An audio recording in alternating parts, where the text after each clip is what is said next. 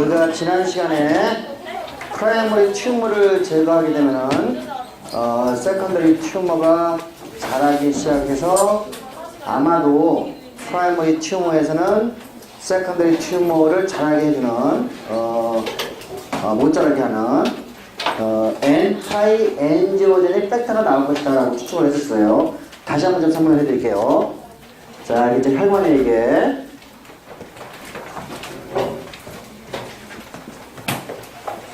혈관인데 우리가 이제 프라이머리 튜머가 여기서 이제 자라게 되면 여기서 이제 프라이머리 튜머에서는 우리가 지난 시간에 배운 대로 가운데에서는 이 튜머셀의 가운데에서는 옵센이 부족한 상태 우리가 하이폭시아가 생기게 되고 그러면 이제 이 세포가 이 캔서셀이 하이폭시아를 읽어서 우리가 이제 요거는 메커니즘이 아주 잘 밝혀져 있어요. 우리가 저산소의 상태를 세포가 읽어서 하이폭시아 인듀서블 팩트라는 것을 트랜스크리션 팩트였죠. 전사인자를 발현시키게 되면은 이 전사인자에 의해서 우리가 VEGF 베스큘라 엔도텔리얼 그루트 팩터 혹은 FGF와 같은 엔지오제닉 팩터를 합성을 해서 만들어가지고 우리가 새로운 엔도텔 셀이 여기에서 형성이 되고 그래서 혈관이 이쪽으로 끌려오게 되는 현상을 우리가 배운 바가 있어요. 그래서 이와 같이 튜머가 자라기 위해서는 항상 이와 같이 새로운 혈관이 형성이 되는 엔지오제네시스가 항상 수반이 된다는 것을 우리가 이제 상식적으로 알 수가 있는 거죠. 그래서 이러한 그 발견으로부터 우리가 아마도 엔지오제네시스를 막게 되면은 엔지오제네시스 과정을 뭐 어떤 여러 가지 엔지오제네시스 관계되는 물질에 대한 뭐 이렇게 드럭 같은 거를 개발하는 로 인해서 우리가 엔지오제네시스 과정을 우리가 제어할 수 있다면은 암을 치유할 수 있다는 생각을 가지게 됐어요. 그래서 이제 이것이 1960년대 말에 주다 포크만이라는 과학자가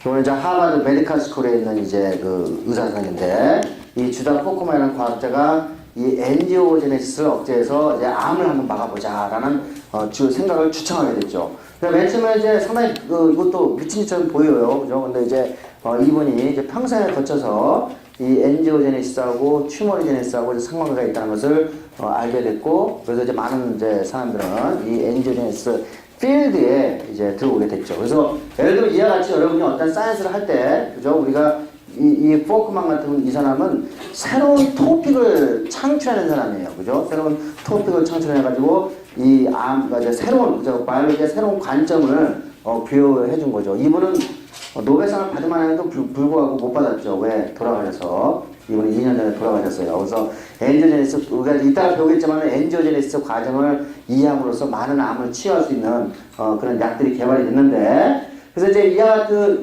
또 주다 포크만 또 어떤 생각을 하게 되냐면은 이와 같이 이제 이게 프라이머리 캔서셀이에요. 프라이머리 튜머에서 그 튜머가 이게 겨워서 자라겠죠. 이와 같은 메커니즘을 통해 가지고 겨워서 이제 새로운 혈관이 이제 만들어져서 계속 자라고, 그 다음에 이제 이게 메타스테이스가 되면은 일부분의 세포가 이제 혈액을 타가지고 이제 메타스테이스 과정이 되는 거죠.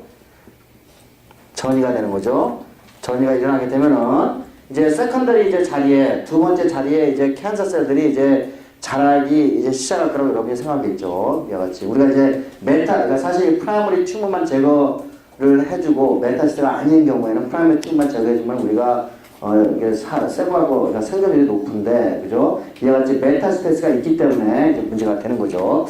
그래서 이제 우리가 의사 선생님들이, 그죠? 우리가 이제 이걸 프라이머리 튜머를 이제 제거를 그때는 이제 아직 그 메타스테스가 어느 부분에 일어나는지 잘 모르고 있는 상황에서는 하지만 요 부분이 굉장히 작은, 그죠? 튜머를 갖고 있다고 그러면은, 그러면 이제 요 부분을 제거를 딱 하는 순간에, 제거를 하기 전에는 이게 안 보여요. 이 자리가 이렇게 크게 이렇게 이 사이트가 튜머가 되는지 안 되는지 안 보이는데, 이 프라이머리 튜머를 제거하자마자, 제거하면은 바로 며칠 만에 요 세컨더리 튜머가 엄청나게 빨리 자라기 시작하는 것을 알게 됐어요.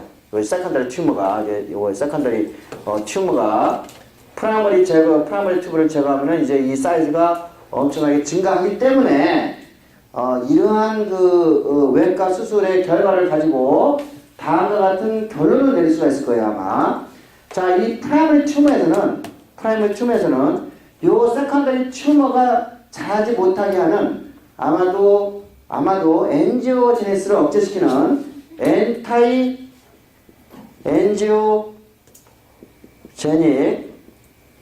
팩터를 방출하는 것이 아닌가, 그죠? 여기서 프라이머리 튜머에서 우리가 이러한 엔타이 엔지오제닉 팩터를 발출해서 이제 혈액을 타고 다니다가 이 엔타이 엔지오제닉 팩터는 혈액을 타고 다니다가 이 세컨더리 튜머에 작용해서 세컨더리 튜머에는 튜머의 새로운 혈관을 형성하지 못하게 할 것이라는 가설을 이제 이 주단 포크만이 제기를 했었어요. 예. 그래서 이 가설을 이제 증명하기 위해서는 이제 아주 고난의 행군이 시작이 돼야 될 거예요. 이 얘기는 뭐예요? 아마도 혈액 속에 엔타이 엔지니어 팩터가 있다라는 가능성, 이런 이제 이런 것이 있을 거라는, 그죠? 우리가 추측을 하게 됐고, 그러면 이 엔타이 엔지니어 팩터를 퓨리파이를 해야 되겠죠. 퓨리파이를, 그죠? 그러면 이제 예를 들면 이제 쥐에다가 얘가 프라이머리 튜머를 집어넣고 쥐의 혈액에서 단백질을 계속 이제 이게 이제 이와 같이, 그죠? 혈관 형성하지 못하게 하는, 액티베이트 못하게 하는 요 엔타이 엔지니어 팩터를 퓨리파이를 해야 될 거예요. 요 실험하는 사람은 여러분 이런 실험을 하고 싶어요? 고난의 행군이에요. 그죠? 고난의. 왜냐하면 엄청난 양의 피로부터, 그죠? 거기서 퓨리파이를 계속 한 6개월, 1년, 2년 아주 오랜 동안의 시간에 거쳐가지고 이제 한 10년, 15년 동안의 인구의 세월을 거쳐가면서 이 실험실에는 몇 가지 힌트를 얻게 되는데, 자, 이제 그 중에 하나가 이제 이 사람이, 이게 이제 엔타이 엔지니어 팩터인 것처럼 보이는, 그죠? 우리가 단백질들을 이제 몇 개 찾기 시작했는데, 자, 우리가 그 중에 이제 한 개가 NGO, 이 사람이 이렇게 이름을 붙였어. NGO 스타틴. 자, NGO가 뜻이 뭐라고 그랬죠? NGO가 혈관이라는 뜻이죠, 혈관. 그죠? 자, 스타틴은 무슨 뜻이가 스타틴? 여러분이 단어 중에, 그죠? 스테이틱하다.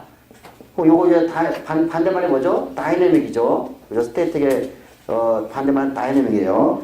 그러니까 뭐예요? 다이내믹은 굉장히 역동적이라는 뜻이고, 스테이틱은 뭐예요? 정적이라는 뜻이잖아요. 그러니까 요거는 스테디, 이거 뭐냐면 스탑의 뜻을 갖고 있어요. 그러니까 정적, 그러니까 움직이지 않는, 그죠? 그러니까 이게 뭐냐면은 스타트는, 그러니까 이게 스탑이라는 뜻을 갖고 있는 단어예요. 그러니까 NGO, 이름 괜찮아요. 그죠?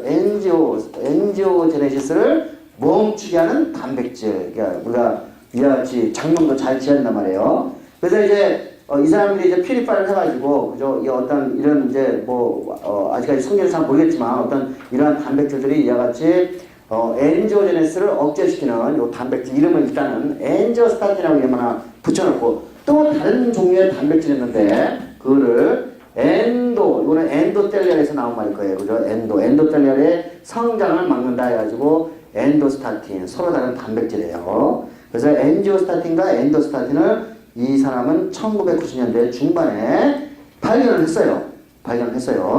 그래서 이제 그때 당시에 이제 우리가 여러분이 단백질을 이제 퓨리파이를 하고 그런 것을 우리가 아미노 애시드 시퀀스를 우리가 금방 알 수가 있죠. 지금은 우리가 금방 알아요. 우리는 퓨리파이 하면은 그냥 외부에다가 벤처 기업에다가 맡기면은 한 3, 4일이면은 우리가 아미노 애시드 시퀀스 정보를 얻게 되잖아요. 그럼 아미노 애시드 시퀀스 정보를 얻게 되면은 우리가 진에 대한 유전자에 대한 정보를 얻게 되죠.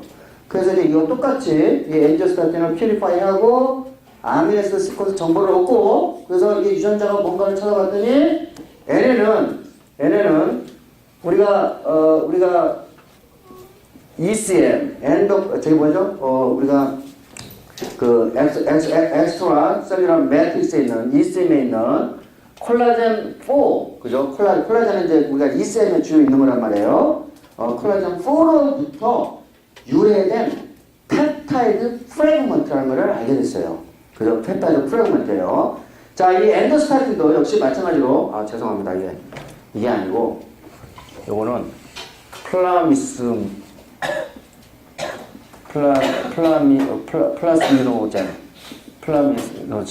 플라미스노젠에 요것도 이제 우리가 혈서를 했는데 플라미스노젠의 그죠 일부 파편이 엔지오스타틴이고 엔도스타틴은 콜라겐 18 그죠? 그죠? 콜라겐 18 그죠? 한국말로 욕이 나오네. 예. 콜라겐 18에서 그죠? 나온 프래그먼트, 펩타이드 프래그먼트라는 것을 알게 됐어요. 그래서 이제 이 사람들은 하여간 이제 요런 것도 이제 뭐 어떤 어세이, 엔zyme의 어세이 방법을 가지고 이렇게 피리파를 했고, 그래서 엔지오스타틴과 엔도스타틴을 발견해서 그래서 요거를 그죠 이콜라이에다가 이제 발견시켜서 프래그먼트의 유전자를 아니까 발견시켜서 이제 대량으로 우리가 생산을 하겠죠. 요 엔지오스타틴, 엔도스타틴 다 대량으로 이제 생산이 가능해요. 이콜라이에서 레코멘트 프로틴을 만들어서 생산하고 난 다음에 자 그러면 이제 이게 실제로 엔지오스타틴이나 엔도스타틴이 이제 결정적으로 혈관을 억제시키는 데 이제 알아야 되기 때문에 혈관이 억제되면 이제 암이 안 생길 거란 말이에요. 여러분이 이제 우리가 암을 그죠 우리가 우리가 튜머셀 이제 캔서 셀이 실제로 이제 인비보에서 어떻게 이제 워킹하는지를 알기 위해서는 요 이제 캔서 셀들을 요게 뭐 예를 들면 브레스트 캔서라든지 뭐 프로스테이트 캔서라든지 렁 캔서라든지 어떻게 휴먼 그죠 휴먼에 요 캔서 셀을 요 생지에다가 집어넣게 되면은 생지에 이제 피부 밑에다가 집어넣으면은 요 캔서 셀이 살아요 못 살아요? 못 살죠. 왜죠? 우리가 요거는 우리가 자기 비자기를 구별하잖아요. 우리가 면역 반응이 있기 때문에 그죠? 그래서 이거는 못 살아요. 근데 우리가 어떤 특정한 쥐가 있는데 우리가 그 쥐를 누드 마우스라는 쥐가 있어요. 누드 마우스는 이제 요거는 이제 어떤 유전자가 고장 나가지고 이거 위드아웃이라고 했어요. 요거는 이제 어디에요? 그러니까 이제 면역 시스템이 이뮤셀들이 없는 거예요. 자, 요 누드마우스는 어떤 유전자가 이제 뭐 폭스1이라는 이런 유전자가 있는데 자, 유전자 이름 굳이 여러분은 신경 쓸 거 없고 하여간 면역세포 그죠? 그러면 면역세포가 없으니까 타이무스가 학생들 그 핸드폰 집어넣어요. 자, 타이무스가 없는 쥐예요. 타이무스가. 그러니까 타이무스가 없으니까 면역 반응이 일어나지 않기 때문에 자, 자기의 그러니까 자기 종이 아닌 다른 종에서 온 세포에 대해서 요거는 면역 거부가 일어나야 안 일어나요? 면역 거부가 안 일어나죠. 그죠? 면역 거부가 일어나니까 다시 말해서 요 누드 마우스를 쓰는 이유는 면역 거부를 그죠? 면역 거부를 하지 못하기 때문에 우리가 다른 종에서 온 세포를 여기다가 이식시킨 다음에 그죠? 우리가 이렇게 이해하지 다른 종에서 온 세포를 이식시키는 방법을 지노그래프트라고 해요. 이걸 그래프트는 이제 이식이라는 뜻이고 지노는 우리가 여러분이 지노포비아 많이 들어봤지 그런 말. 지노포비아 자기 인종이 아닌 다른 인종을 죽이는 거 그죠? 우리가 크로아시아에서 지노포비아 그잖아요. 그죠? 지노는 그죠? 뭐냐면 다른 종이라는 뜻이에요. 지노그래프트는 다른 종에 있는 세포를 여기다 이제 집어넣는 거를 우리가 지노그래프트라고 하는데 이식을 시키고 난 다음에 자 이번에 이제 여러분 휴먼 브레스트 캔서 셀이라고 하면은 그러면 여기다 이제 어때요? 이게 이제 피부 밑에다가 이식을 시키게 되면은 이게 시간이 지나게 되면은 요 캔서 셀은 이제 막 자랄 거란 말이에요. 자라게 되면은 이와 같이 뭐가 나오죠? 이와 같이 튜머 혹이 이렇게 나오게 되겠죠. 이게 자 이게 이야기는 뭐냐면은 우리가 이와 같이 캔서 셀들을 이와 같이 누드 마우스에다가 지노그래프트를 한 다음에 여기에 혹에 피부 밑에 넣으면 이게 혹에서 이렇게 자라는 걸 보고 이게 캔서가 잘 잔다 못 잔다 알 수 있고 그 다음에 요 튜머를 우리가 다이섹션을 해가지고 우리가 여기 혈관이 얼마큼 있는지를 우리가 체크를 할 수가 있을 거예요, 그죠? 체크를 할 수 있어요.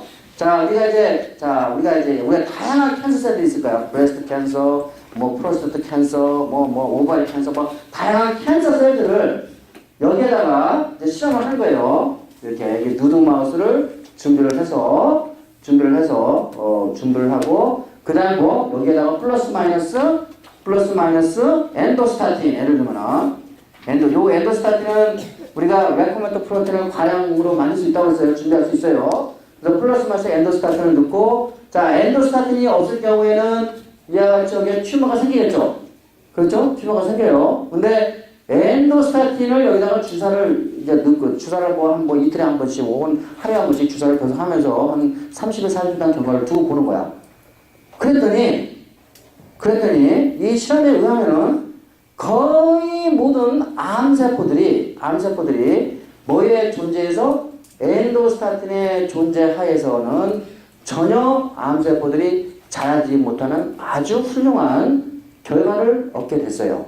그죠? 자, 여러분이 이 결과를 보면 이제 어때요? 히트를 치는 거죠. 그죠? 자, 이 주당 포크만은 이제 드디어 오랫동안 이제 자기가 수원했던 이제 노벨상도 받을 것 같고 이제 성공했기 때문에, 자, 이제 이 실험이 이제 셀에 이제 1997년도에 요거는 이제 제가 올려놨어요. EKU에 엔도스타틴에 대한 스토리를, 엔도스타틴의 셀 페이퍼. 간단해요. 이 시험밖에 없어요. 내가 뭐냐면은 이 엔도스타틴을 퓨리파 해가지고 다양한 휴먼 캔서 셀을 여기다가 지노그래프트 한 다음에 얼마큼 자라는지를 봐가지고 여기서 이 튜머 사이즈를 잰 내용이에요. 됐지? 그죠? 자, 그러면 뭐예요? 그래가지고 이렇게 했더니 안 자라. 그러니까 뭐예요? 주당 포크만이 이야기했던 가설이 맞고, 그 다음에 우리는 무슨 희망을 갖게 됐죠? 암을 정복할 수 있는 희망을 가지게 되었죠. 맞아요? 자, 그래서 요 시험이 끝나자마자 몇 명의, 그죠? 노벨상 수상자들은, 예를 들면 왓슨 같은 경우에는 뭐라고 선언하냐면, 우리는 향후 인류는 앞으로 2년 안에 캔서를 정복할 것이다 라고 선언을 했어요. 암을 정복하겠다고 선언을 했어요. 사실 여러분이 이 암은 지금 어느 정도 정복이 돼 있어요. 여러분이 알겠지만 우리가 조기 발견을 하게 되면은 지금은 여러분이 암으로 죽는 것보다는 암으로 많이 죽는다. 암으로 죽는 거야 다른 질환에서 훨씬 더 많이 죽어요. 어쨌든 자, 그래서 하여간 우리가 암을 정복할 수 있다라는 선언을 했는데, 자, 이거는 뭐죠? 쥐에서는 퍼펙트하게 작용을 해요. 쥐에서는. 그래서 이제 당연히 이제 국제 이제 주당 포크만하고 이제 뭐 벤처하고 해가지고 이제 이 실험을 인간에 이제 적용을 해야 되겠죠. 인간에. 그래서 인간에 적용을 했더니 생각보다 그 효과가 그렇게 크지가 않았어요. 하지만은 이 일부분은 요게 이제 일부분 뭐 엔도스타틴이라든지 뭐 이렇게 툼스타틴이라는 또 다른 게 있어. 툼스타틴. 요거는 이제 다른 사람이 발견한 거예요. 요 툼스타틴은 아까 이제 콜라겐 4에서 나온 거예요. 콜라겐 4에서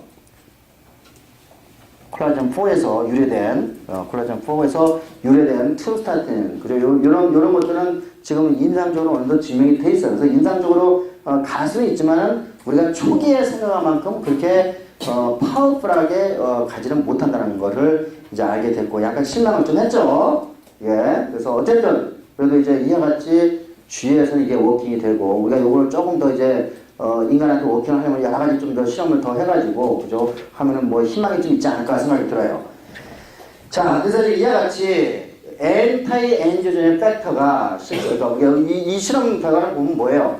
그 엔지오제네시스 과정이 반드시 튜머리제네시스하고 동반이 된다는 것을 여러분이 알 수가 있어요.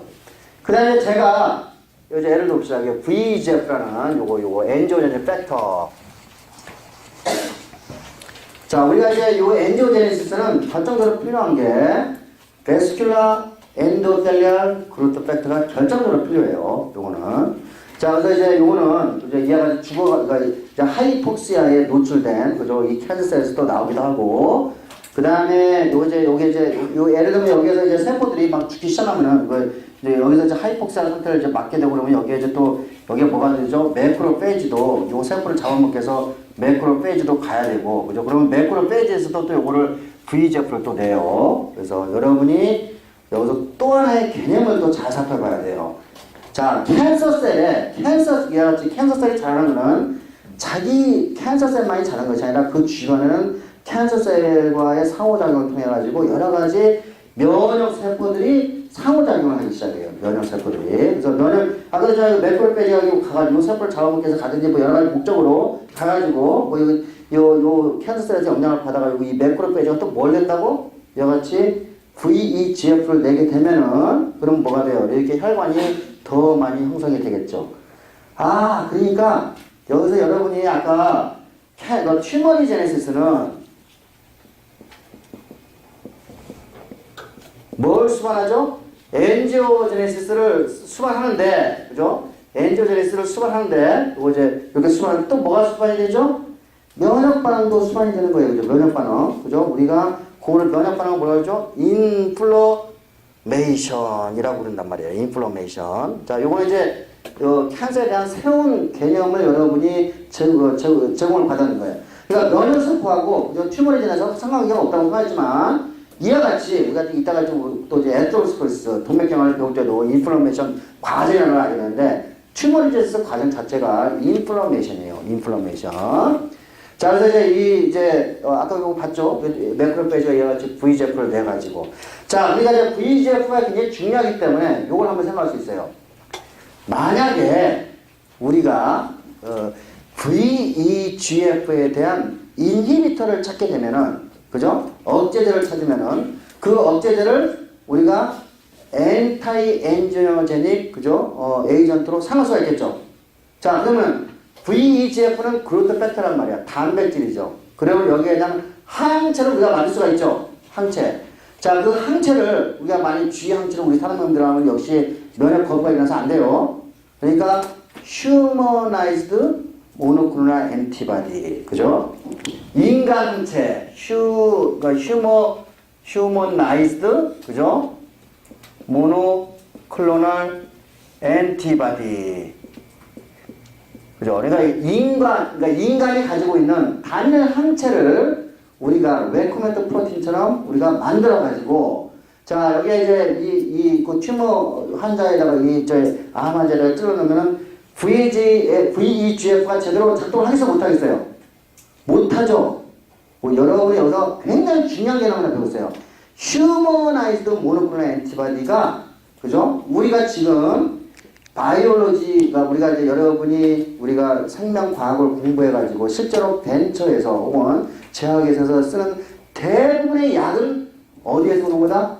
이와 같이 휴머나이즈드 모노클로널 엔티바디 개념들이에요.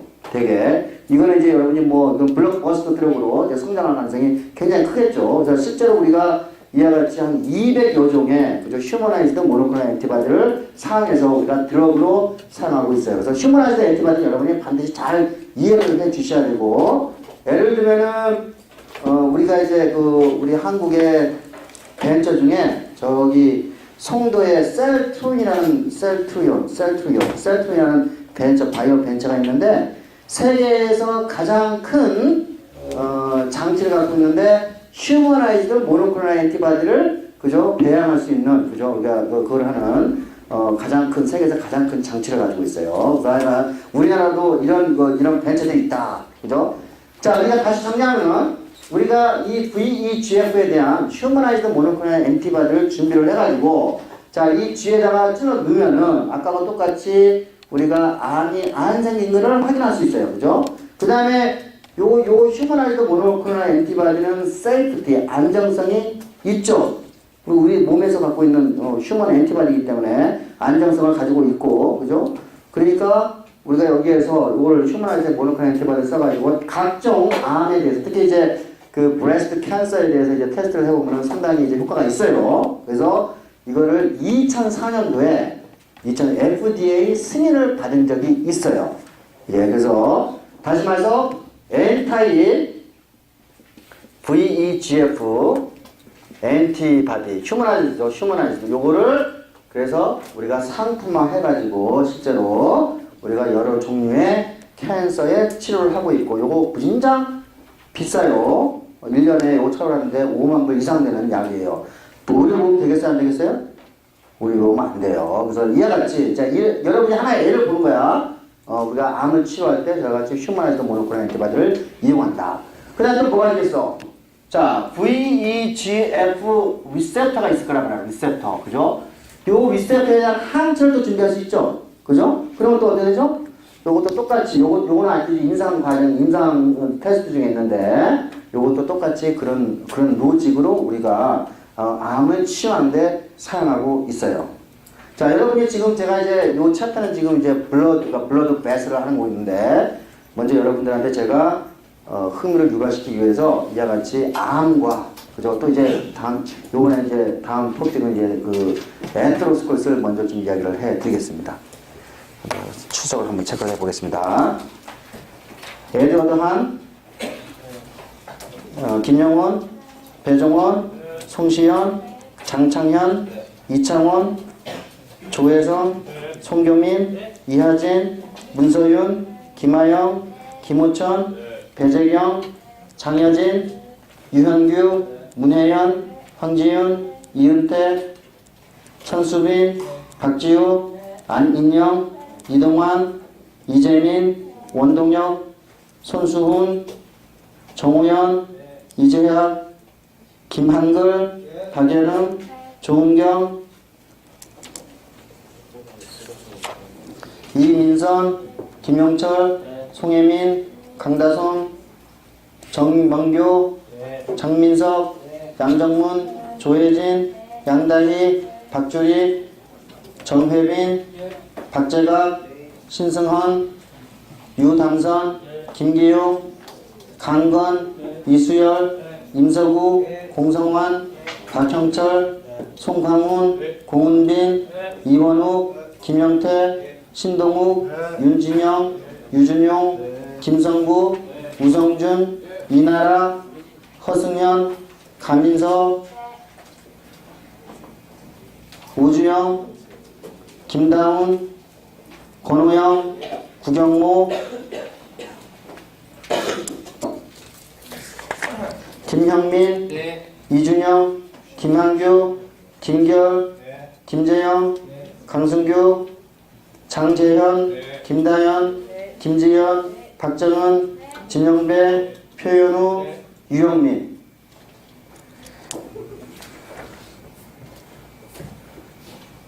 자, 그래서 여러분이 엔지오제네시스가 우리가 암을 치료하는데 좋은 타겟일 수 있다는 로직을 지금 여러분이 배우게 됐어요. 그렇죠? 자, 그래서 특히 이제 예를 들면 우리가 우리가 보통 우리가 암 빼고는 우리가 엔지오제네시스가 일어나는 과정은 우리가 성인 같은 경우는 많이 필요하지 않아요. 그러니까 몇 가지 이제 그죠? 우리가 근육 발달을 한다든지 혹은 menstruation 과정에서만 좀 필요하지. 그래서 우리가 엔지오제네시스 이니비터를 치면은 그렇게 크게 부작용이 없을 거라고 우리가 생각이 들 거예요. 이게.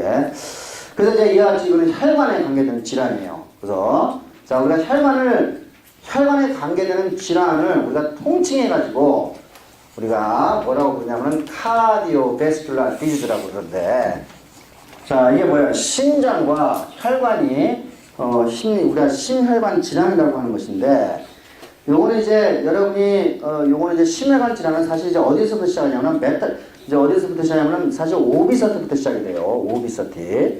오비서티에서 시작이 되면은 이게 동맥경화, 에테로스클로스 연결이 되고, 에테로스클로로시스, 동맥경화죠. 그러면 여기에 카디오베스큘라 디지즈, 그러니까 심장으로 가는 혈관이 막히게 되거나, 혹은 우리가 뇌로 가는 혈관에서 그죠, 뻥 터져가지고 생기는 카디오베스큘라 디지즈, 이게 하트 디지즈, 그죠? 하트 스트로크, 우리가 이제 요거를 하트어택이라고 그러죠. 심장 마비라든지 브레인 스트로크, 그러니까 이제 뇌졸중이라고 그러죠. 이게 브레인 스트로크가 이제 일어나는.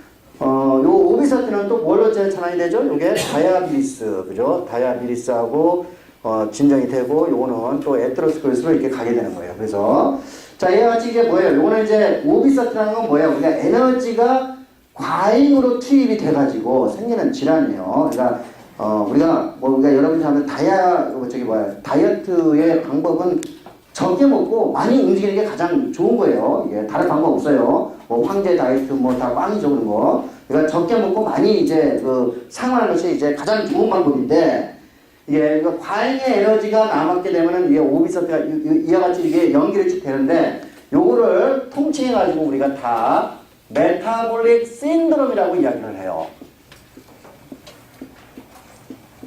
물질 대사 증후군이라고 이야기를 해요. 메타보릭 신드롬. 결국은 이제 우리가 어떤 영양 물질, 과잉의 영양 물질에 의해 가지고 뭐 쉽게 얘기하면 패티 에스트가 과잉의 영양 물질이 많아지면은 팻이 많아지게 되고 그러면 이제 이게 패티 에스트가 많게 되거나 패티 에스트에 의해서 우리가 다이아베티스에 갈 수 있고 그다음에 여기서는 우리가 콜레스테롤 레벨이 그죠? 패티 에스트하면 콜레스테롤 레벨이 또 올라가게 되거든요. 여기에 올라가면 콜레스테롤 같이 올라가요. 예. 그래서 이와 같이 오비사트로부터 패티에스트와 콜레스테롤이 많아지게 됨으로써 이와 같이 일어나는 질병들을 총칭하여 메타볼릭 신드롬이라고 이야기를 해요. 메타볼릭 신드롬. 자, 우리가 이거 또 한번 이제 시간을 떼가지고 오비사트에서 다이아베티스 연결된 걸 한번 보게 될 거예요. 거의 그 학기 마지막 쪽에 되고 오늘은 자, 오비사트, 그러니까 콜레스테롤 레벨부터 시작해서 이게 이제 카디오 베스큘라 디지까지 가는 과정을 우리가 좀 이제 자세하게 좀 살펴보려고 그러는데, 자, 여러분이 우리가 이제 아까도 봤지만은 이렇게 암 하면은 공포의 대상이었어요. 얼마 전까지만 하더라도 지금은 여러분이 암을 진단 받으면은 사망률이 높아요, 낮아요. 저 예를 들면 어떤 이제 뭐 이렇게 나 주변에 많아요. 주변에 이제 예를 들면 누가 브레스트 캔서에 대한 진단을 받았어. 그죠? 근데, 이분이 한 5년 전에 진단을 받았는데, 여전히 살아있죠. 우리나라 같은 경우는 우리나라 같은 경우는 의료보험체제가 잘 발달되어 있기 때문에, 예를 들면은, 제가, 살살 넘어가면, 우리가 이제 무슨 이게, 기본적으로 이렇게 여러 가지 테스트를 해야만 해요. 강제적으로 해야 돼요. 그거 안 하면 벌금을 물게 돼 있어. 그러면 여러분 브레스트 캔서에 대해서 우리가 1년 동안 2년에 한 번씩 여성들이 계속 조기 진단을 받게 된단 말이에요. 그러면 95%가 조기 진단을 받게 되면 95%가 브레스트 캔서로 발전이 안 되겠죠. 예를 들면 우리가 여기 이제 그 대장암 같은 경우에 한 2년이나 3번에 한 번씩 대장에 폴립이라고 혹이 있는지 없는지만 살펴보는 혹을 제거해주면 이 사람들은 대장암에 안 걸려요. 그러니까 여러분이 우리가 의료보험체제가 잘 발달되어 있으면서, 잘 발달되면서 모든 국민들이 그거를 이제 정기 검진을 하게 되고, 그래서 그걸 추적해 가면은 우리가 암으로부터 좀 자유롭게 돼요. 실제로 여러분이 평균 수명을 늘어가는 이유는 암이 사실 이제 암에 의해서 죽는 숫자가 생각보다 숫자가 많지 않다는 얘기예요. 암이 아니라 우리가 뭐를 컨트롤해야 되냐면 카디오베스큘라 디지즈를 컨트롤해야지만이 평균 수명이 증가하게 되는 거예요. 사실 사망 원인 1위는 암이 아니에요. 사망 원인 1위는 어디지? 카디오베스큘라 디지즈예요.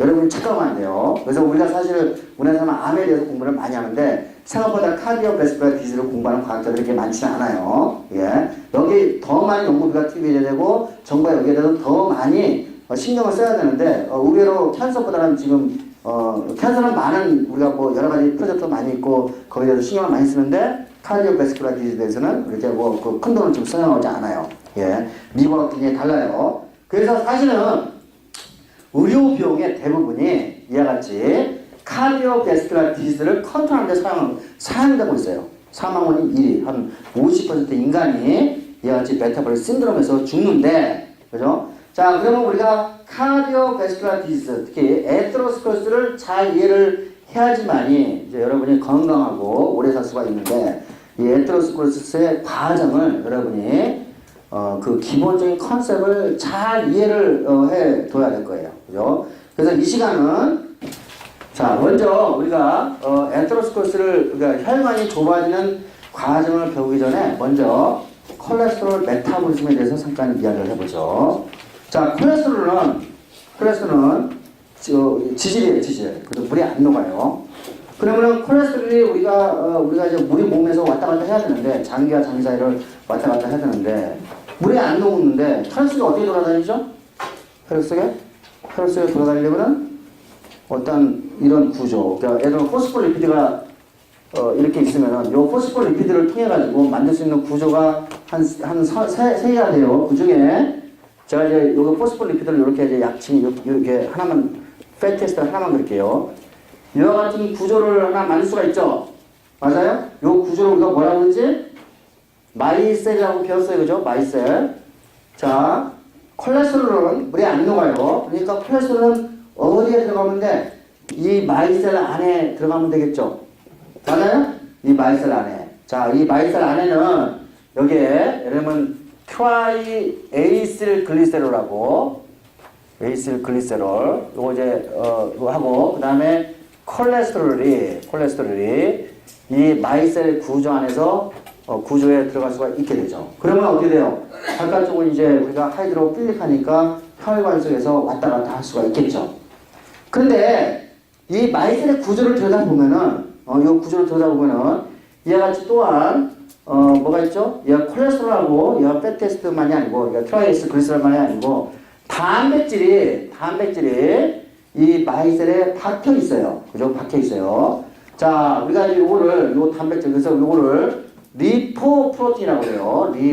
리피드하고 단백질하고 결합한 이제 구조죠. 그래서 이거를 리포프로틴이라고 부르는데, 그죠? 그런데 요거는 지금 이제 예를 들면 요거는 리피드에 비해서 단백질의 숫자가 상대적으로 적죠. 그러면 비중이 크겠어, 낮겠어? 비중이 상대적으로 낮을 거라고 생각이 들 거예요. 그죠? 그래서 요거는 단백질이, 예를 들면 우리가 요거 두 개를 비교해봐요. 어떤 놈은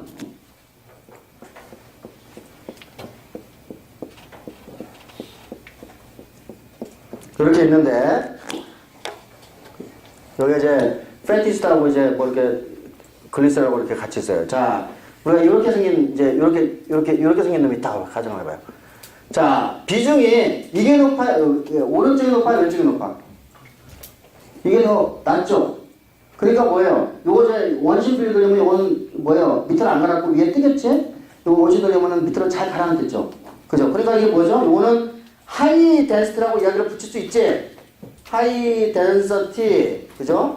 덴서티 리포프로틴이라고 여러분이 이름을 붙일 수가 있을 거예요. 그죠? 요거는 로우 덴서티라고 이렇게 이름을 붙이면 될 거예요.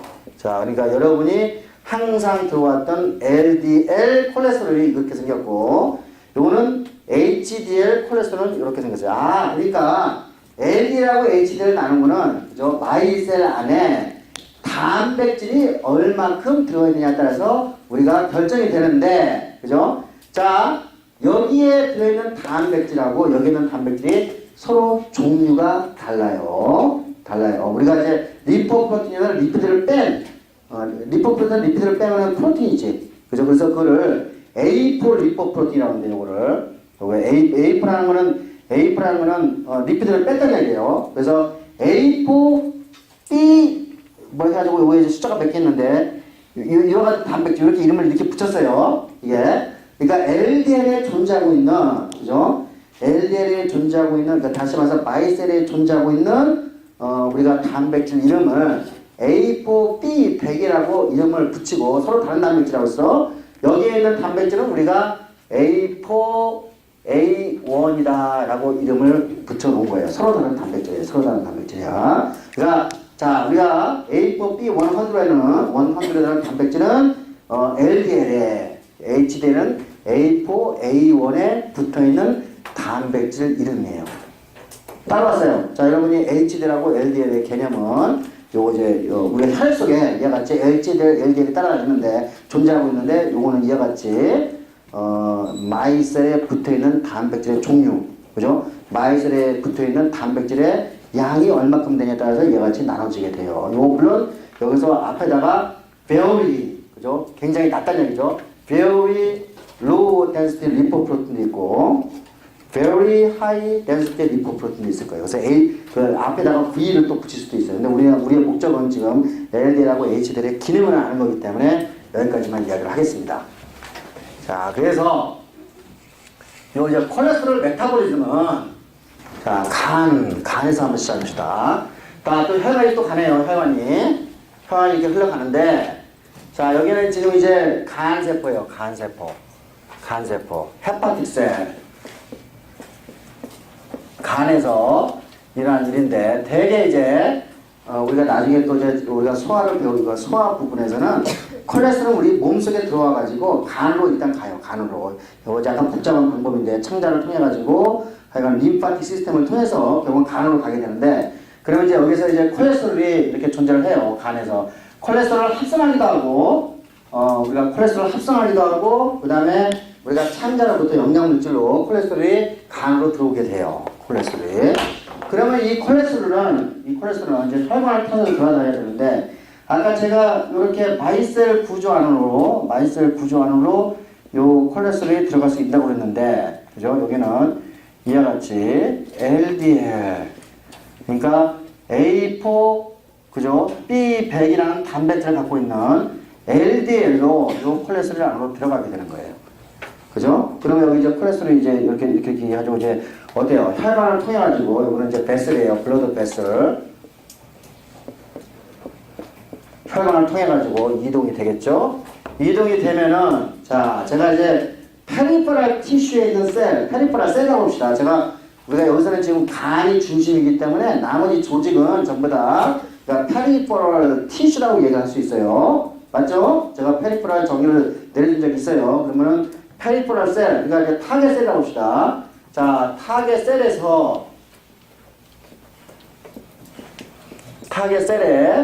이제 요게 LDL이 왔으면은, 요 이제 LDL을, 그죠? 요 이제 여기에 있는 콜레스테롤이 안으로 이제 들어가야 되는데, 자, 들어갈 때, 요게 A4-100라고 그랬어요, 요게. A4-A100, A4-B100.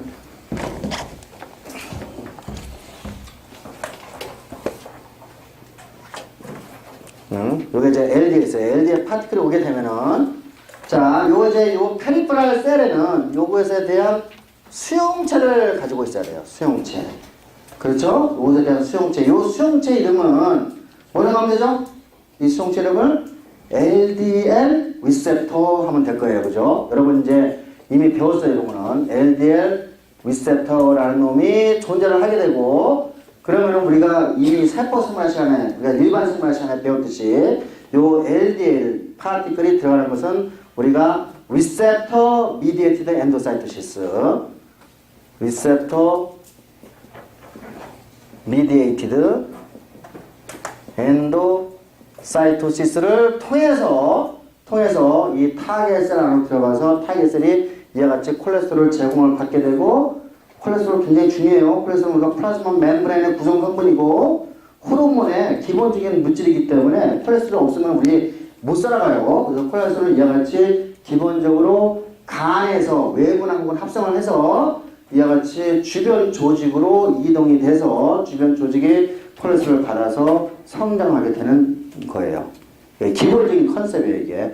그러니까 이제 여기서 보면은, 그죠? 우리가 LDL이라는 놈은 우리가 간에서 나온 거를 우리 온몸으로 콜레스테롤을 배분하는, 그죠? 배분하는 역할을 하는 매우 중요한, 우리가 마이셀이라고 생각하시면 되겠죠. 매우 중요한 거죠.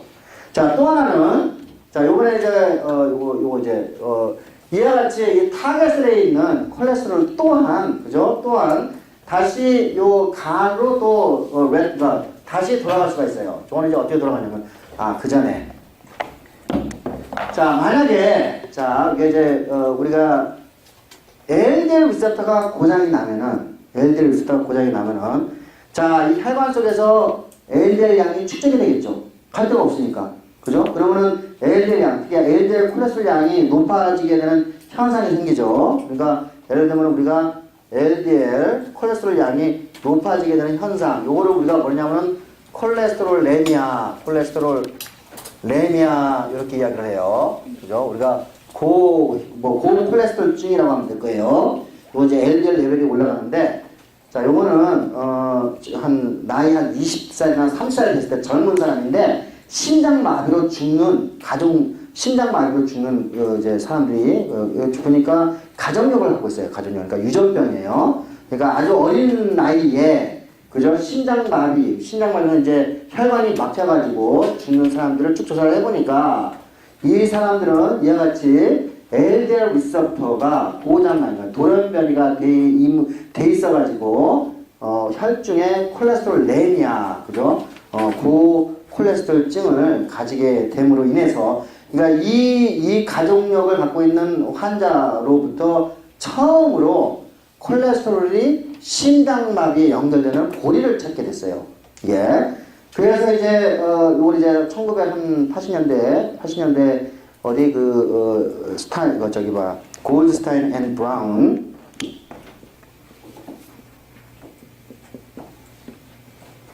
앤 골드스틴, 미국의 달라스에 있는 사우스 웨스턴 메디컬 센터에 있는 이 골드스틴 브라운이 이제 이 사실을 발견했고, 그 다음에 제 포스닥의 지도 교수가 요게 이제 리셉터 미디에이트 엔도사이트를 통해서 요게 이제 타겟셀로 콜레스테롤이 들어간다 해가지고 그걸 발견해서 이 사람들이 이제 1980년대 중반에 노벨상을 받은 바가 있어요. 사실 제 지도 교수도 요거를 받았어야 되는데 이 사람이 못 받았어. 그래가지고 골드스틴하고 브라운이 미안해서 상금의 3분의 1을 제 지도 교수한테 준 바가 있었어요. 자, 어쨌든 그래서 이제 이 골드스타인 브라운은 이제 이런 사실을 발견을 했고, 그리고 이제 LDL이, 그죠? LDL이 이와 같이 혈관을 막히게 하는 메커니즘을 가져갈 것이다 해가지고 이거를 이 LDL의 A를 리달이라고 이렇게 리달 콜레스테롤, 그죠?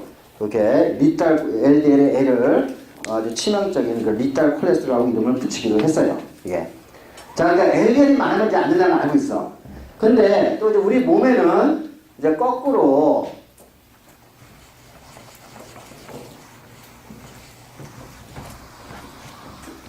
자, 페리페럴 티슈에서 나오는 콜레스테롤을 이거 잡는데, 자, 요거는 이제 이렇게 생겼는데, 요거는 이제 이와 같이, 자, 단백질이 많죠? 단백질이 많고, 요 단백질 이름이 뭐라고 그랬지? A4A1이라고 했어요. A4A1. 이거를 우리가 하이 덴시티 리포프로틴 하이 덴시티 리포프로틴 HT라고 했어요.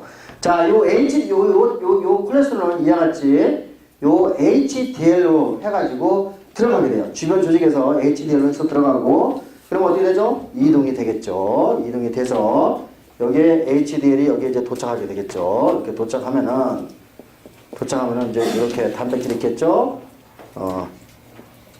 단백질 여기 이제 HDL이죠. HDL인데 요 단백질이나 수용체가 간세포에 존재하겠죠. 이걸 우리가 HDL 리셉터 하면 좋을 것 같은데, 사실 이 HDL 리셉터를 발견하다 보니까 이미 그 전에 이름을 붙여놨었어요. 요거는 이제 우리가 이와 같이 그죠, 콜레스테롤 제거, 그러니까 요거는 이제 요 리셉터의 이름은 뭐냐면 그 전에 이름을 붙여놔가지고 스캐빈저 리셉터, 스캐빈징 리셉터, 스캐빈징 리셉터라고 합시다. 그래서 요게 이제 이미 CD30, 그래, 이거 중요하지 않다. 그러니까 스캐빈징 리셉터, 그러니까 스캐빈징은 청소한다는 뜻이라는 거예요. 청소한다. 그러니까 어떤 나쁜 물질을 청소하는 리셉터라는 얘기니까, 이와 같이 이 HDL은 이와 같이 스캐빈저 리셉터를 통해서 스캐빈징 리셉터를 통해 가지고, 자, 콜레스테롤 안으로 들어가요. 이렇게 간세포로 들어가서 이 간세포에서는 이거를 이제 메타볼리즘을 돌려가지고 여기서 뭘 만드냐면 바일솔트를 만들어요. 여기 콜레스테롤을 가지고. 여러분이 이제 바일솔트는 뭐냐면 소화하기 위해서 리피드, 그죠? 우리가 리피드를 소화하기 필요한 일종의 비누 같은 성질을 갖고 있는, 그죠? 우리가 디터전트라고 생각합니다. 디터전트. 그래서 이게 바일솔트가 이제 창자에 나가게 되면 우리가 리피드를 우리가 둘러싸가지고 우리가 그 리피드를 우리가 소화하는 데 필요한데, 이 바일솔트는 결국 요게 이제 되게 이제 노란색이에요. 요게 노란색으로 이제 보이게 되는데, 자, 이 바이오서트는 결국 어디로 빠져나가죠? 우리 창자를 통해 가지고 똥으로 나가게 돼요. 똥으로. 이게. 자, 그러니까 다시 정리하면 주변에 있는 이 이제 주변 타겟셀에 있는 콜레스테롤은 HDL을 통해 가지고 간까지 가게 되고, 그러면 스캐빈징 리셉터를 통해서 자, 이 간으로 들어가게 되고, 간에서 메타볼리즘을 거쳐서 바일솔트로 전환이 되고, 바일솔트는 우리가 기름의 소화에 필요하지만은 나중에 이와 같이 똥으로 나오게 돼요. 그러니까 HDL이 많으면은 우리 몸속에 콜레스테롤을 우리가 몸 바깥으로 배출하는 효과가 있는 거죠. 그러니까 HDL이 많으면 아마도 어떻게 되겠죠? 아마도 우리가 콜레스테롤 레벨을 떨어뜨릴 수 있을 거라고 여러분이 추측할 수가 있겠죠. 자, 그러니까 자, 우리가 LDL이 많다는 얘기, 우리가 혈액 속에 LDL이 많으면은, 그죠? 우리 몸속에서 계속 우리가 주변 조직으로 콜레스테롤이 축적이 되는 거고, 그죠? 축적이 되는 거고, 이 축적이 올라갈 거란 말이야. HDL이 많으면은, HDL이, 우리가 혈액 속에 HDL이 양이 많으면은, 아마도 요거 작용에 의해서, 그죠? 우리 몸속에 콜레스테롤 레벨이 떨어질 수 있을 거라고 여러분이 추측할 수 있어요. 그죠? 그러면은, 자, HDL이 많으면은 콜레스테롤이 떨어지기 때문에, 콜레스테롤이 적으면은 나중에 에테로스클로리시스, 동맥경화가 안 걸리게 되기 때문에, 그죠? 우리가 이 HDL을 이 헬티 콜레스테롤이다라고 이야기를 하죠. 이렇게. 그래서 여러분이 두 가지 포인트, LDL과 HDL은 이렇게 이야기하면 왜 HDL이 많이 있어야지만이 우리가 콜레스테롤 레벨이 떨어진가를 우리가 여러분이 이거를 이 그림을 보면서 이해할 수 있게 되는 거죠. 예. 자, 그래서 이제 콜레스테롤 메타볼리즘을 끝냈는데. 이 콜레스테롤이 도대체 어떻게 혈관을 막는지에 대해서 우리가 이제 한번 설명해 가보자 이거죠. 자, 아까 이제 고디스턴하고 브라운은 이와 같이 콜레스테롤 레벨이 높으면은 동맥경화가 생긴다는 걸 이제 알게 됐고, 그래서 콜레스테롤, 결국 콜레스테롤이 동맥경화의 원인이라는 것을 알고 있었어요. 그러면 이제 콜레스테롤이 도대체 어떻게 혈관을 막는지를 이해를 해야 되는데, 자, 그 전에 우리가 혈관의 구조를 한번 봅시다. 혈관은 이와 같이 블러드 베슬이야. 우리가 이게 아터리라고 그러나, 아터리. 자, 여기에 이 바깥쪽에 한 층을 둘러싸고 있는 세포 이름은 뭐라고 그랬죠? 제가 여러분 이야기했죠. 무슨 세포? 엔도텔리아 셀이라고 했어요. 그죠? 엔도텔리아 셀. 이걸 우리가 엔도텔리아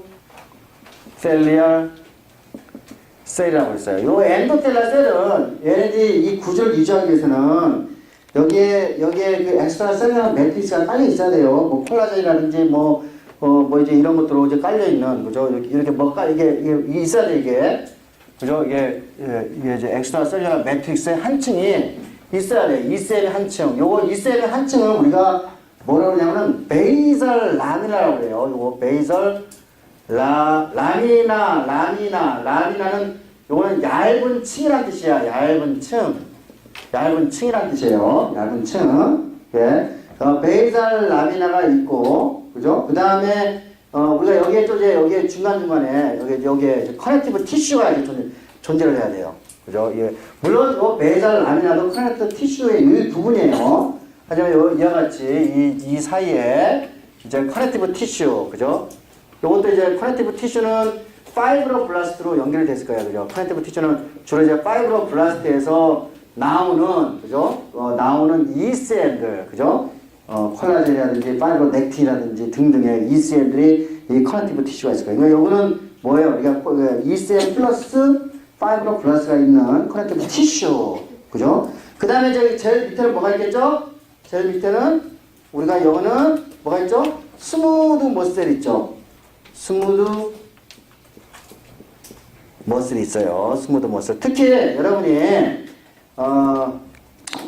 여러분이 엔도텔리아 셀을 둘러싸고 있는 요 층의 세포, 그죠? 특히 그 커넥티브 티슈까지 있는 층을 꼭 마치 얘가 둥근 원판에다가 옷을 입혀놓은 것처럼 보이잖아요. 그래서 요 부분을 요 두 개, 요걸 ECM하고 커넥티브 티슈를 합쳐가지고 요거를 투니카 인티마라고 그래요. 인티마. 요거는, 요 투니카는 요 옷이라는 뜻이에요. 여러분이 로마인들이 입는 요 옷을 투닉이라고 하는데, 투닉. 이거 이제 일상복에 투닉이라고 하는데, 여기서 나온 말이에요. 이게 옷이라는 뜻이에요. 이게 투니카, 인티마는 안쪽이라는 얘기고, 그러니까 안쪽에 옷을 입혔다는 뜻이에요. 이게. 그래서 이와 같이 두 개를, ECM과 커넥티브 티슈를 투니카, 인티마라고 그러는데, 자, 이와 같이 이제 에테로스클로시스는 이제 LD에서 시작이 되는데, 이 혈관에서 어떤 모양의 변화에 의해서 생기는 일이에요. 자, 이 일은 이제 어디서부터 시작이 되냐면은 정확하게 잘 몰라요. 예, 이게 혈관이 막히는 시작 포인트는 잘 모르는데 아마도 요거를 이제 알고 있어요. 이렇게. 예를 들면 혈관이 혈관이 이렇게 가다가 가지를 치잖아요? 가지를 치면은, 그죠? 그럼 이 부분에 어때요? 계속 충격을 받겠죠? 액체 흐름에서 충격을 받겠죠? 예를 들면은 이와 같이 S자로 꺾이게 되면은 요 부분이 때리게 되겠죠? 아마 이제 우리가 이와 같이 얇은 한 층의 세포가 어떤 액체의 흐름에 의해서 받는 스트레스를 쉬어 스트레스라고 그래요. 쉬어 스트레스.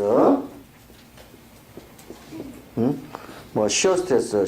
우리나라 말은 뭔지 잘 모르겠네. 그러니까 이 바닥 어떤 한 층의 세포에서 액체가 빨리 흘러갈 때 나오는 스트레스를 우리가 왜냐하면 혈액은 굉장히 빨리 흘러가기 때문에 쉬어 스트레스를 받을 수밖에 없어요. 근데 자 우리가 이제 이와 같이 이 엔도텔 할 때는 끊임없이 쉬어 스트레스를 받을 거예요, 그죠? 쉬어 스트레스를 받는데 예를 들면은 요 부분 같은 경우는 쉬어 스트레스를 왜냐면 이게 이쪽 때리고 이쪽 부분은 아마 이쪽 부분에서는 아마 액체가 굉장히 천천히 흘러갈 거예요. 그러면 쉬어 스트레스가 적게 되겠죠. 그러면 쉬어 스트레스가 적으면은 여기에 세포가 그죠 제대로 뭐 성장을 못한다든지 여러 가지 문제가 생길 수 있어요. 그러니까 쉬어 스트레스가 떨어지게 되면은 엔도텔리아 셀의 생존에 문제가 생긴다고 그러네요. 예. 자 그래서 이와 같이 뭐 지금 알고 있는 거는 가지를 친 지역이나 이와 같이 S자 형태의 혈관이 있는 부분에서 요 부분과 요런 부분에서 이제 에테로스클로시스가 시작이 된다. 다시 말해서 쉬어 스트레스의 부분이 그죠?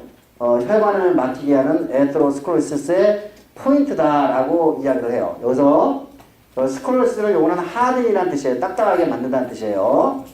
딱딱하게 만들고 요는 에테로는 아트라는 뜻이야.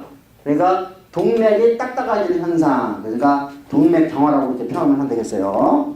자, 그러니까 우리가 이렇게 잘 모르겠는데, 그죠? 이와 같이 Y자 가지를 치거나 우리가 이와 같이 S자 형태로 이게 혈관이 구부러질 때 쉬어 스트레스가 적은 부분 혹은 쉬어 스트레스 과량을 받는 부분 그러면은 엔도텔레살의 생존에 문제가 되고 뭐 그것으로 인해 가지고 엔도텔레살이 예를 들면 이제 좀 망가지게 되면은 거기에서 어떤 신호가 뚜루룩 가가지고 망가진 부분을 채우기 위해서 그 부분을 정리하기 위해서 면역세포가 와야 되겠죠.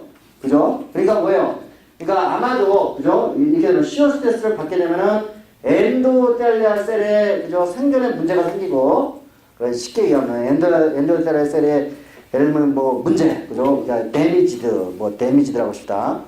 이게 문제가 생긴다든지 그러면은 요거를 청소하기 위해서 뭐가 와야지? 우리가 매크로페이지가 와야 되겠죠.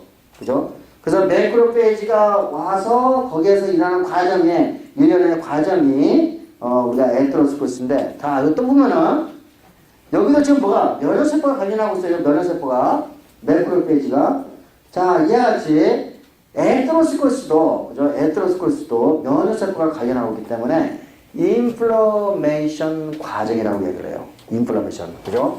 자 에테로스클로시스도 자, 요게 이제 뭐죠? 면역세포가 관련한다. 면역세포가 관련하면 우리가 염증 반응이죠. 인플러메이션이라고 과정이다 이야기를 하시죠. 여러분이 요거는 인플레임은 불을 지르다는 뜻이잖아. 그죠? 그러니까 인플러메이션 일어나면은 이게 막 뜨끈뜨끈해지고 그러기 때문에 우리가 라틴어에서 나온 말이죠. 염증 반응이다. 면역 반응이 곧 에테로스클로시스라는 것을 여러분이 이 과정에서 알 수가 있는 거죠. 자, 그래서 우리가 시작부터 잘 모르겠지만 이렇게 진행이 될 거라고 생각이 들어요. 자, 그러면은 자,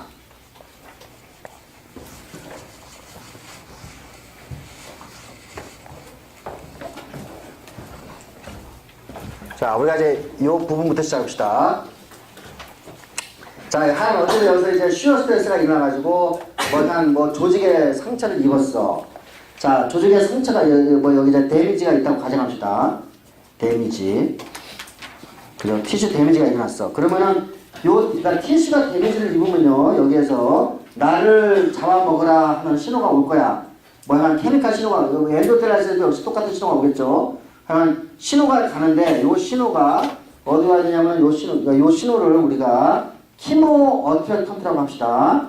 키모 어트랙턴트. 요거는 같은 말이 키모카이란 말이에요.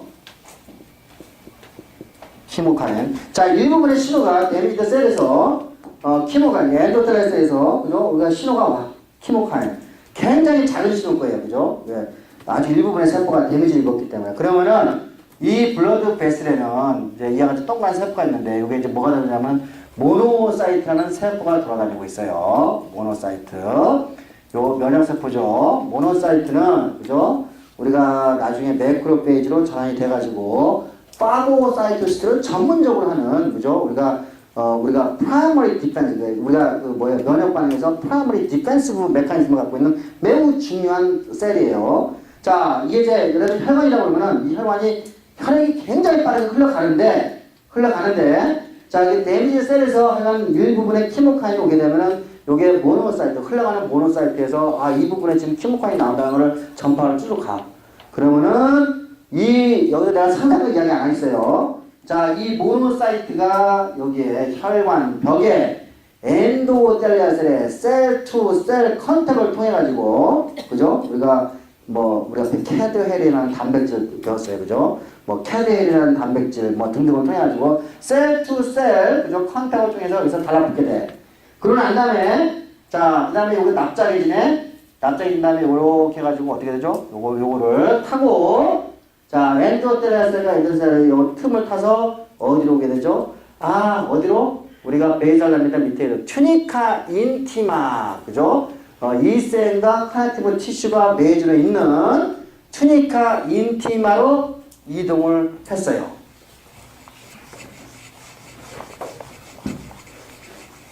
그죠? 그러면 이제 여기에 뭐가 생겼죠? 이게 모노사이트가 어디요? 우리가 데미지 입은 부분의 사이트로 모노사이트가 이동을 했어요. 자, 근데 이제 이 부분에서는 이제 이 모노사이트는 이제 사실 여기서 매크로페이지로 전환이 돼가지고 매크로페이지가 요거 이제 데미지드 셀이나 혹은 병인 같은 걸 잡아먹는 아주 순기능, 이게 뭐죠? 그 기능을 우리가 인플라메이션이라고 써요. 순기능을 가져야 되는데 이 부분에 LDL이 문장 많어. LDL. 그 LDL도 산화가 된 LDL이야. 옥시다이즈드 LDL이야. 누가 산화를 시켰어요, 그거를. 옥시다이즈드 LDL이야. 그러면은, 죄송합니다. 요 모노사이트는 먼저 이와 같이 매크로페이지로 전환이 돼요. 그죠? 그러니까 분화가 돼요. 매크로페이지로. 자, 분화가 되고 난 다음에, 자, 이 매크로페이지가 뭘 이제 꾹꾹 먹게 되냐면은, 옥시다이즈드, 그죠? 이게 산화된 LDL을 먹게 돼요. 그러면 요게 이제 이와 같이 뚜껑 먹으면 이게 이와 같은 형태, 기름방울이 생기겠죠? 이걸 우리가 리피드 드럼밋이라고 그래요. 기름방울. 드럼밋이 생기게 되고, 이게 마치 비눗방울처럼 생기기 때문에 요거를 폼셀이라고 이렇게 표현을 해요. 폼셀. 그죠? 자, 요거는 LDL이 없으면 이런 현상이 안 일어나죠? 여기서 이와 같이 매크로페이지로 끝나고 난 다음에 여기서 이제 순기능적으로 인플라메이션 반응을 시작해서 그죠? 우리가 데미지드 셀과 우리가 세균 같은 걸 잡아먹는데 이 부분에 이와 같이 옥사이드 LDL이 있으면 이와 같이 폼셀로 전환이 되는데 콜레스테롤 잔뜩 먹은 그죠? 폼셀이 되는 거죠. 이 폼셀은 자기 요 폼셀이 이제 하는 역할이 뭐냐면 여기서 더 많은 키모카인을 방출을 해요. 키모카인을. 그러면 어떻게 되죠? 그러면 이 키모카인이 또 나가가지고 다 모노사이트를 더 많이 리크루팅하게 되죠? 그죠? 그러면 한 마리가 두 마리 되고 두 마리가 네 마리 되고 네 마리가 그렇게 결혼되죠? 그러면 여기에 아까 인티마에 튜니카 인티마에 뭐가 이제 축적이 되죠? 폼셀이 그죠? 폼셀이 축적이 되는 거죠. 맞습니까? 여기까지 따라왔어요, 그죠? 폼셀이 축적이 돼요, 이렇게. 그러니까 폼셀이 튜니카 인티마에 축적이 되고 또 이노마는 또 뭐를 내냐면은 여기서 사이토카인을 내요. 요거는 그로스 팩터. 우리가 면역세포가 작동하면은 면역세포에서 그로스 팩터를 우리가 사이토카인이라고 이야기했어요. 그러면서 이제 사이토카인이 나오는데 여기서 요거랑 마찬가지냐? 이 사이토카인은 이 아래에 있는 커넥티브 티슈 아래에 있는 스무드 머셀이 있었죠. 스무드 머셀의 프롤리퍼레이션을 도와주는 거예요.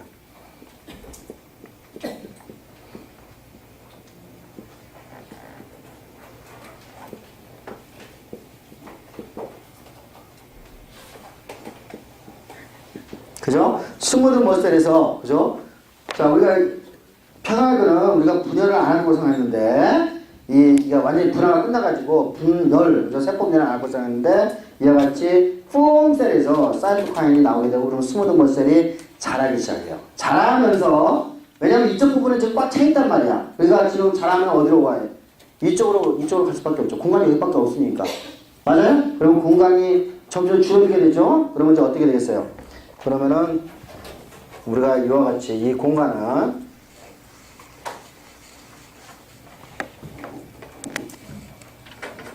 여기 이제 엔도텔라스는 그대로 있고 이 공간이 이런 식으로 그죠? 막히게 되는 여기에 지금 이제 예를 들면은 폼셀이 이제 존재를 하고 폼셀들이 존재하고 그 다음에 스무드 머슬들이 막 자라가지고 이쪽 부분으로 자라가지고 스무드 머슬이 있고 여기 이제 폼셀이 이렇게 이제 있게 되고 이 폼셀은 또 이게 죽게 돼요. 이게 죽으면은 여기 죽으면 뭐가 됐어요? 이게 콜레스테롤하고 아까 트라이에스 글리세롤이 있는 그 뭐예요? 패티에스터 스트레이크 그죠? 패티 패트 스트레이크 패티 스트레이크 그죠? 스트레이크 요런 것들이 이제 그죠? 콜레스테롤하고 그죠? 패티에스터가 있는 지방이 있는 어떤 이게 지방 조직으로 지방이 이제 이게 듣는 곳이 된 거죠. 그러니까 이와 같이 스무드 머슬이 자라게 되면서 요거를 밀게 되고 이쪽 부분은 이와 같이 지방이 그죠? 몰려 있는 이런 장소가 되게 되는 거예요. 자, 여기까지는, 자, 이거, 혈관만 막혀졌어. 혈관이 점점 줄어들겠지. 줄어들지. 그러면 이제, 그러면 심장으로 가는 혈관이 점점 줄어들면 아직까지 안 막혔어요. 그죠? 아직까지. 그런데, 이제 교과서를, 다 끝났네. 교과서, 그림, 15-25를 보세요. 자, 제가 지금 여기까지 어디까지 설명했냐면은, 자, 아까 패티 스트레이크를 형성하고, B번이에요. 자, C번은 지금 이제 스무드 머슬들이 이제 밑에 자라가지고 이제 안정적인 구조를 갖고 있어. 여기까지는 엔도텔리아 셀들이 아직 안 깨졌어요. 그죠? 전혀 깨지지 않았어. 그러니까 여기서는 지금 여기에 커넥티브 티슈들이 좀 베이살 레미나가 잘 작동을 해가지고 전혀 문제가 없어. 그런데 또 여기에서 매크로페이지가 계속 이 과정은 매크로페이지가 또 와요. 이 과정에서 계속 매크로페이지는 존재를 하고 있으니까 이 매크로페이지의 일부분 세포가 여기서 뭐를 내냐면은 ECM을 분해하는 프로테이즈를 내요. 프로테이즈. 그죠? 그럼 ECM, 아까 베이잘 라밀라에 있는 베이잘 라밀라는 ECM이잖아요. ECM. 그죠? 그러면 ECM, 베이잘 라밀라가 깨지게 되죠. 그러면 D번 상황이 돼요. D번 베이잘 라밀라가 깨지게 되면은, 그러면 어떻게 됐어요? 요 커넥티브 티슈, 그러니까 베이잘 라밀라와 요 공간, 혈액과 서로 만나게 되고, 그럼 우리가 다음 시간에 이야기했지만 여기에서 혈액 응고 과정이 시작이 돼요. 콜라겐이 노출이 되면은, 혈액에 콜라겐이 노출이 되면은 혈액 응고가 만들어지게 되고, 그러면 혈액 응고, 그걸 우리가 뭐라고 그러죠? 우리가 플라기 형성이 되죠. 플라기 형성이 되고, 그러면은 혈액 응고에 혈액 응고가 된 피떡, 그죠? 피떡이 쪼개쪼개 잘라져가지고, 그죠? 우리가 그게 온몸을 둘러싸다가 아주 좁은 혈관을 막게 되는 거죠. 예. 그러니까 우리가 피딱지, 그죠? 피딱지의 일부분이, 그죠? 깨지게 되면서 그것이 아주 얇은, 심장과는 아주 얇은 혈관을 막게 되면은 어떻게 됐어요? 그러면은 어떤 심장으로 가는, 심장 근육하는 혈관이 막히게 돼가지고 핫 어택이 일어나게 되는 거죠. 다시 봅시다. 자, C번은, 그러니까 스테이블 파이브러스 플레이. 여기는 아직까지는, 자, 패티 스트레이크를 만들고, 아직까지는 엔도텔라스 라이닝이 아주 탄탄하게 돼 있어요. 이거는 매크로페이지가 아직까지는 프로테이즈를 안 냈어. 그러니까 베이잘 라미나가 단단한 구조를 갖고 있는 구조예요. C번은. D번은 여기에서 매크로페이지가 프로테이즈를 방출해. ECM이 망가져. 그러면 베이잘 라미나 구조가 어디죠? 노출이 되죠? 혈액에 노출이 되고, 그러면 여기에서 혈액 응고가 시작이 되고, 혈액 응고가 된, 그죠? 혈액 응고가 된 그것이 어때요? 온몸을 돌아다니다가 가느다란 혈관을 막게 되면은, 신장하는 혈관을 막게 되면은 하르트게 되고, 그 다음에 뇌로 가는 혈관을 막게 될 수도 있어요. 그러면서 거기에 좁아지게 되고 그러면 거기에서 뭐 어떻게 돼요? 그 혈관이 터지게 돼가지고 생기는 뇌졸중, 그죠? 이제 그런 현상이 우리가 볼 수가 있어요. 그래서 우리가 여기에서 여기까지 보면은, 그죠? 우리가 단계별로 다시 한번 설명. 모노사이트가, 그죠? 매크로페이지로 전환되고, 매크로페이지가 LDL을 먹어서 우리가 포움셀로 전환되고, 포움셀은 우리가 키모카인을 내서 좀 더 많은 모노사이트를 리크루트하고, 그 다음에 우리가 사이토카인이 나와서 스무드 머슬이 자라서 스무드 머슬이 위로 올라가게 돼가지고 이와 같이 막게 되는 현상. 그래서 우리가 이와 같이 동맥경화가 일어나는 거를 이렇게 세포 단위로 하나씩 봤어요. 근데 여기서 결국 중요한 건 뭐냐면은 이게 여기 옥시다이즈드 LDL이에요. 그냥 LDL도 아니고 산화된 LDL이야. 그래서 여러분이 우리가 항산화제를 먹으면은 아마도 뭐 이렇게 동맥경화가 왜냐면 이게 산화가 안 되기 때문에 동맥경화가 안 될 수 있겠다고 착각을 할 수 있는데 실제로 항산화제 먹는 거하고 동맥경화는 전혀 관계가 없어요. 예. 그래서 뭐 바이타민 먹는다고 해서 동맥경화가 줄어들지 않아요. 그는 이미 데이터를 다 갖고 있어요. 미스테리예요. 아직까지 잘 모르겠어요. 이 부분은 누가 LDL을 산화시키는지는 정확한 메커니즘을 잘 몰라요.